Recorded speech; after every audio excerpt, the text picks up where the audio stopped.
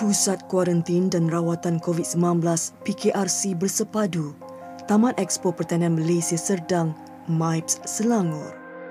Pusat ini dibuka pada April tahun 2020 ketika negara dilanda COVID-19 gelombang pertama bagi merawat pesakit berisiko rendah bukan warga negara.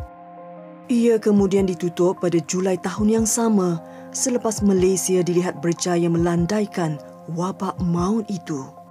Namun, pusat kuarantin ini beroperasi semula sejak Disember lepas dengan penambahan pesakit warga negara apabila pandemik itu kembali mengganas. Seminggu sebelum sambutan Hari Raya Aidilfitri tahun 2021, Majalah 3 telah diberi peluang membuat liputan eksklusif di sini. Susulan ramai rakyat Malaysia mula ambil enteng kenaikan kes COVID-19 secara mengejut. Hari ini, pesakit berisiko tinggi juga perlu dirawat di sini. Ia ekoran Hospital Sungai Buloh dan Hospital Kuala Lumpur tidak dapat lagi menampung pesakit kronik yang semakin bertambah. Jam menunjuk 10 malam 6 hari bulan Mei ketika umat Islam sedang sibuk menyambut Ramadan, di PKRC MIPS sedang bertarung dengan kemasukan pesakit COVID-19 secara mendadak. Dan di Kemah Maria, kami diberitahu sekarang ini sedang ada pesakit kritikal yang perlu dibawa ke Hospital Sungai Buloh.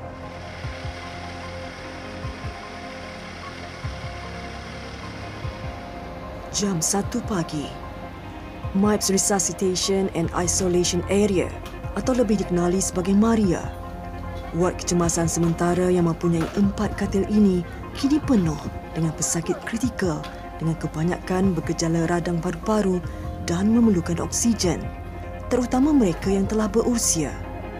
Disebabkan tidak mempunyai kapasiti katil yang mencukupi, ada pesakit terpaksa duduk di kerusi menerima rawatan. Ini adalah suasana Kemah Maria yang saya sebut tadi. Ia adalah untuk pesakit kategori 4 yang semakin serius. Mereka akan distabilkan di sini dan akan dibawa ke Hospital Sungai Buloh untuk menerima rawatan selanjutnya. Sebab di sini tidak mempunyai kemudahan yang cukup untuk menampung dan merawat pesakit kategori 4.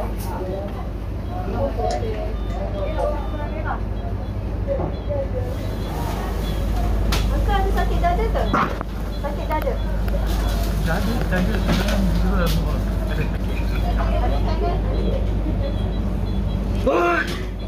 Para petugas kelihatan tidak menang tangan memberi bantuan perubatan. Setelah berjaya menstabilkan 9 orang pesakit, mereka kemudiannya dibawa ke Hospital Sungai Buloh dengan menggunakan bas yang lengkap bekalan oksigen. Ini bagi membolehkan mereka mendapatkan rawatan susulan. Namun, di luar Kemah Maria, masih ramai lagi pesakit yang menunggu.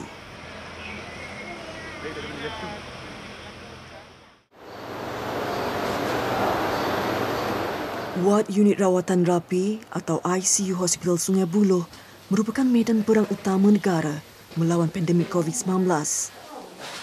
Kru Majalah 3 turut baru-baru ini mendapat kebenaran khas untuk memasuki zon merah yang menempatkan pesakit kritikal wabak ini. Sejak Oktober tahun lalu, Hospital Sungai Buloh telah diwartakan sebagai hospital khas untuk merawat pesakit COVID-19. Unit rawatan rapi ini diklasifikasikan sebagai zon merah lantaran risiko jangkitan bawaan udara virus SARS-CoV-2 daripada mereka yang menerima rawatan.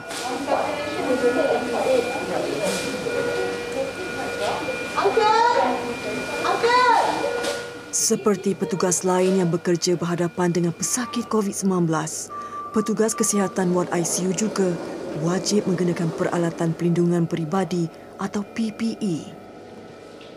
Walaupun kurang selesa, mereka harus akur bagi melindungi diri daripada terkena jangkitan wabak ini. 24 jam sehari, 365 hari setahun.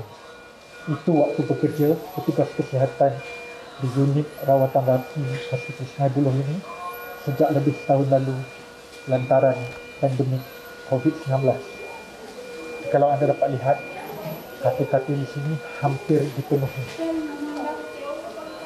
Ini kerana kes COVID-19 semakin meningkat naik sejak akhir-akhir ini. Saya yang baru sejam dalam pakaian pelindungan ini boleh rasa letih, lesu serta berpeluh. Saya tidak dapat bayangkan bagaimana petugas-petugas kesihatan di sini dapat istiqamah dalam menjalankan tanggungjawab yang diamanahkan kepada mereka. Petugas kesihatan ward ICU ini dibahagikan kepada 3 shift. Shift pertama dari jam 7 pagi hingga 2 petang. Shift kedua bermula jam 2 petang sehingga 9 malam. Manakala shift malam dari jam 9 sehingga jam 7 pagi keesokannya.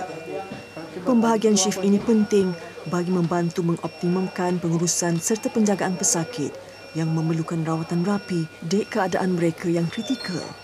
Hospital Sungai Buloh telah menyediakan seramai 2,500 petugas kesihatan untuk bekerja untuk merawat pesakit COVID-19. Untuk khas untuk ward ICU, kita ada 80 petugas kesihatan, iaitu termasuk doktor dan pakar anestesia. Dr. Eng Kar Seng, seorang pakar rawatan rapi dan anestesiologis Kementerian Kesihatan Malaysia. Berusia 39 tahun, dia asalnya bertugas di Hospital Kuala Lumpur sebelum dipinjamkan ke hospital ini sejak lebih setahun lalu untuk membantu warga kerja ward ICU merawat pesakit COVID-19. Sebagai seorang doktor pakar, menjadi rutin harian Dr. Eng untuk memeriksa tanda vital setiap pesakit bagi memantau keadaan mereka. Pemantauan berkala ini penting untuk memastikan setiap rawatan dan ubat yang diberikan berkesan dalam proses penyembuhan gejala kronik dialami pesakit. Setiap pesakit ICU datang dengan morbiditi berbeza, bergantung kepada sejarah penyakit kronik dihadapi mereka. Bila pesakit datang ke ICU, mereka biasanya adalah pesakit yang tenat dan memerlukan sokongan organ dan juga sokongan bantuan pernafasan. Kita tahu khasnya COVID, mereka boleh mengakibatkan pelbagai organ tergendala dan sebagainya seperti otak, buah pinggang, hati dan khususnya kepada paru-paru. So apa yang kita buat di ICU ialah satu rawatan komprehensif di mana pesakit memerlukan pemantauan yang sepanjang masa dan lebih rapi kerana keadaan mereka boleh jadi teruk pada bila-bila masa. So kita perlu menstabilkan mereka. Selain itu, kita pun buat dialisis kepada pesakit yang memerlukan bila buah pinggang rosak dan juga ada pun pesakit yang datang ke ICU yang masalah serangan jantung ataupun masalah yang memerlukan pembedahan serius yang mereka untuk datang untuk membuat pemantauan yang rapi untuk stabilisation.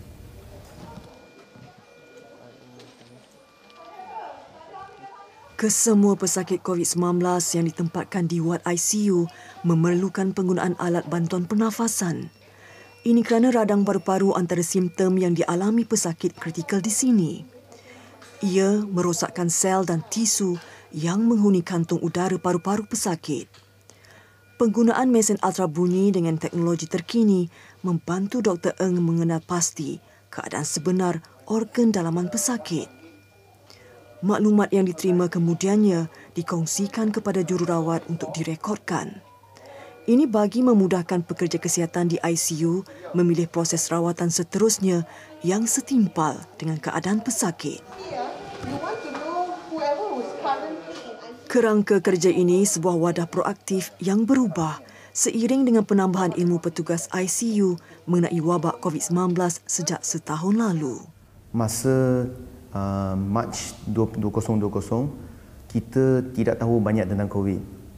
Ini seluruh dunia pun tidak tahu banyak tentang COVID, virus yang baru SARS-CoV.